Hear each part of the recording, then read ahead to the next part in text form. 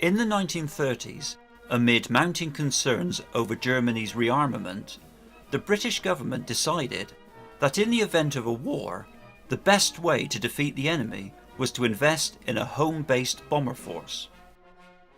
Among the first people to realise that these bombers would be of little use if the Nazis decided to invade the country was Sir Kingsley Wood, who was appointed Secretary of State for Air in 1938. He announced that the most effective defence of Britain could only be achieved by fielding an adequate fighter force, and demanded that RAF Fighter Command should have priority in terms of any new aircraft being manufactured. By the time of the Munich crisis in September 1938, the modern fighter capacity of the Royal Air Force was virtually non-existent, and only 5 Spitfires had been completed.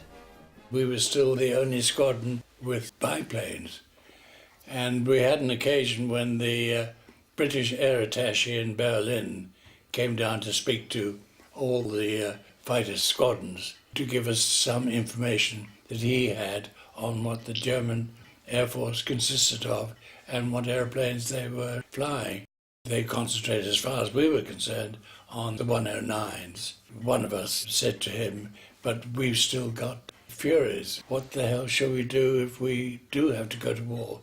He said, "Well, use your guns, and if you fail there, ram them." However, due to the foresight of Sir Kingsley and 1 or 2 others, by the spring of 1940, Spitfires and Hurricanes were starting to filter through to frontline units. But would it be enough to prevent one of the greatest armies ever created from setting foot on these shores? In July 1940, the fate of Britain hung in the balance as across the English Channel the Nazi hordes were massing, preparing to invade this green and pleasant land. With lightning speed and military brilliance, they had already conquered all before them. But Nazi Germany was about to suffer its first defeat in a desperate struggle that took place in the skies over southern England that became known as the Battle of Britain.